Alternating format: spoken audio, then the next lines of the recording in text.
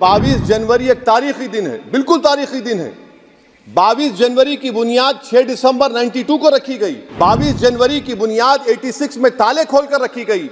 आज मुल्क के 17 करोड़ मुसलमान भारत के वजीर आजम पर एतमाद भरोसा नहीं करते, बिल्कुल नहीं करते, बता रहा हूं, खुल के कह रहा हूं। मैं जिम्मेदारी के साथ कह रहा हूं कि भारत के प्रधानमंत्री और उनकी सरकार भारत के मुसलमानों से उनकी शनाख्त को छीनना चाहते हैं। ख्वाजा अजमेरी के आस्थाने पर चादर बिछाइए। नरेंद्र मोदी इस मुल्क में तारीख लिखना चाहते हैं। क्या तारीख लिखना चाहते हैं?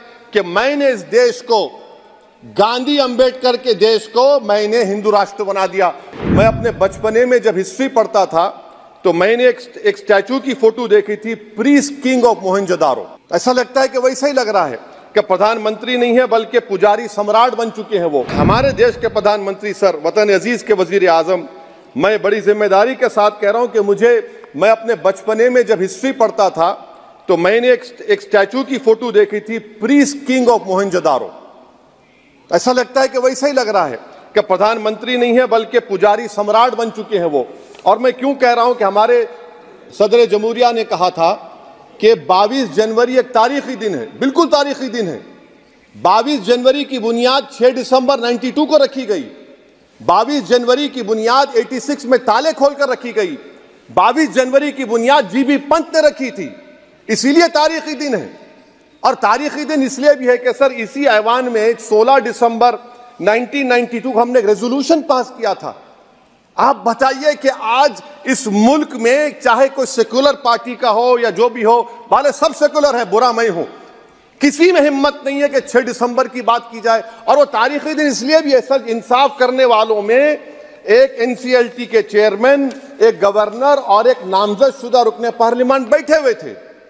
अब आप बताइए मेरे पास बचा क्या है? बचा यह है कि आर्टिकल 32 बचा है जिसको बाबा साहब अम्बेडकर ने दिया। आज मुल्क के 17 करोड़ मुसलमान भारत के वजीर आजम पर एतमाद भरोसा नहीं करते, बिल्कुल नहीं करते, बता रहा हूं, खुल के कह रहा हूं। अगर आप आर्टिकल 32 का ड्यू प्रोसेस ही खत्म कर देंगे तो फिर मेरे पास क्या बचेगा सर? क्या बचेगा? मैं तो यहां खड़े होकर वो सुप्रीम कोर्ट के मायानाज बेबाक वकील दुष्यंत दवे की तरह तो नहीं कह सकता। मुझे आज भी रूल ऑफ लॉ में भरोसा है, मुझे आज भी कानून पर, संविधान पर भरोसा है, मगर ड्यू प्रोसेस तो फॉलो होना चाहिए। ड्यू प्रोसेस फॉलो नहीं हो रहा। एक तारीखी दिन 22 जनवरी था, एक तारीखी दिन 31 जनवरी था। सर रात के अंधेरे में अपील किए बगैर आप आरे लेकर रास्ता खोल देते हैं। क्या पैगाम दे रहे हैं सर? 600 साल की मेहरौली की मस्जिद को बगैर को नोटिस दिए आपने डिमोलिश कर दिया।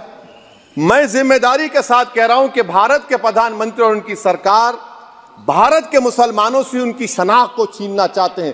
ख्वाजा अजमेरी के आस्थाने पर चादर बिछाइए, मगर आप जो चादर मुझसे छीनना चाह रहे हैं मेरी मस्जिद है।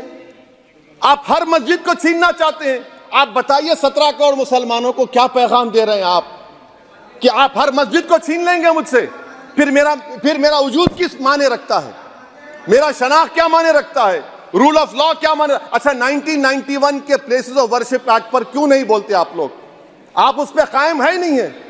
आप 500 साल की बात करते। मैं आपसे कहता हूं भाई 500 साल पे मत जाइए, बौद्ध पे जाइए, जैनिज्म पे जाइए, शैविज्म पे जाइए, कहां रुकेंगे? अरे इस देश को आजादी मिली 47 में, संविधान मिला हमको बाबा साहब अम्बेडकर का, बराबरी का।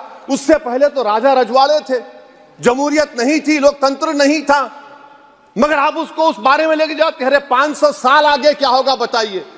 आप किसी एक सिविलाइजेशन, सर अंग्रेजी में किसी ने कहा था, civilisation can not be rewritten by hatred, history can not be corrected by demolition. आप ये नहीं कर सकते। और मैं उम्मीद करता हूं कि जब मौर्रिख तारीख लिखेगा, नरेंद्र मोदी इस मुल्क में तारीख लिखना चाहते हैं। क्या तारीख लिखना चाहते हैं? कि मैंने इस देश को, गांधी अंबेडकर के देश को मैंने हिंदू राष्ट्र बना दिया। मैं उम्मीद करता हूं कि हमारे भारत के, हमारे हिंदू भाई देश के प्रधानमंत्री की सोच को नाकाम करेंगे। उन पर है। अब हंगामा टाइम्स की तमाम खबरों को देखने के लिए हंगामा टाइम्स को सब्सक्राइब कर लीजिए और बेल आइकन दबा लीजिए। अगर आपको ये वीडियो अच्छा लगा हो तो लाइक बटन प्रेस कर अपनी प्रतिक्रिया हमारे कमेंट बॉक्स में देना मत भूलें।